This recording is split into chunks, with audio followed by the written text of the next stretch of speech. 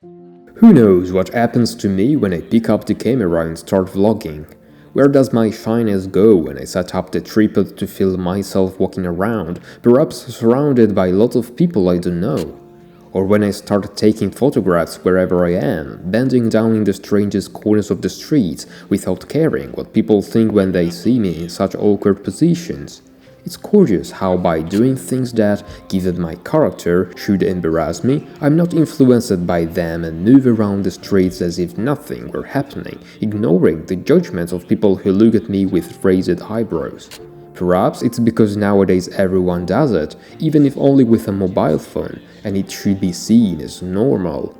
Or more simply, because while I'm doing it, I'm aware that I'm doing something I love, something I'm passionate about and that gives value to my life.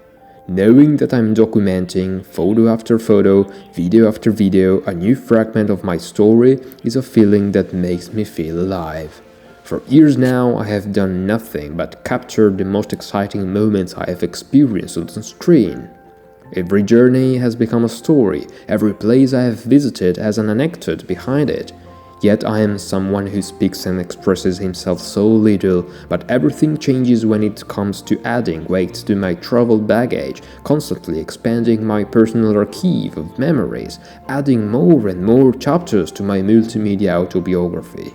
And so, I don't hold back when it's time to tell a room full of friends about the itinerary of my next trip to be published on the channel, when I'm the only one standing in a cinema, telling everyone how the documentary film that will be shown on the big screen behind me in a few minutes came about, and if, with a microphone stuck to my face, I found the courage to talk on the radio about how important this great passion for photography and video making is to me.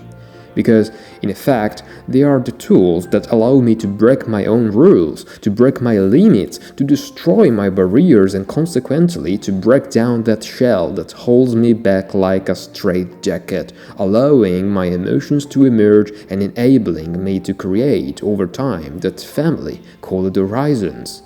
To date, I have shared a great deal about myself and about us. However, despite this, there is still a significant topic that is eagerly awaiting discussion.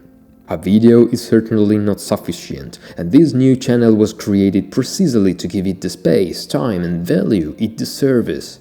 In fact, it would be an incredible victory if I could really turn it into the corner store around which to recount my life from now on. If it could become my reason for existing, running parallel to my great love of travel, merging them together, making them coexist, would be a dream come true for me. With each passing day, I am becoming more and more passionate about that unique and extraordinary filter that has colored every single day of my life for years. And if all this time I have been committed to recounting my every experience, carried away by passion and chasing my ideal of happiness, I now want to try to take you by the hand, to bring you inside and shape the episodes of my life by describing not only what I experience, but also how I see the world around me, painted with that indistinct hue that only I can perceive. As impossible as it may seem, I want to try to immerse you in it, sharing all those baths of color that I experience every day.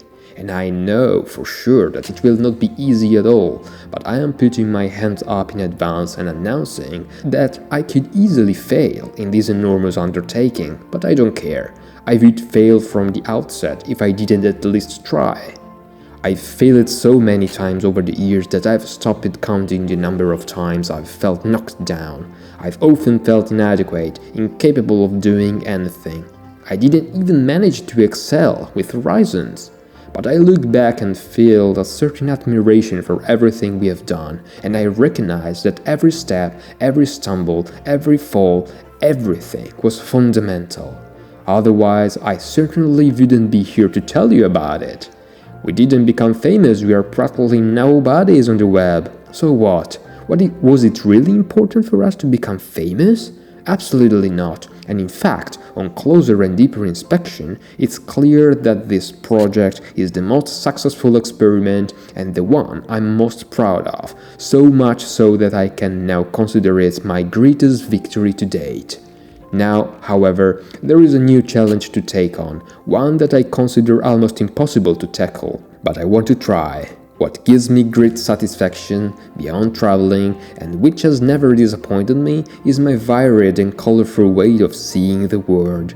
As a synesthete, seeing the color of people's souls and being able to combine my superpower with my passion for painting and my childhood dream of becoming a painter makes my eyes shine, especially now that I have found a way to bring a smile to those around me.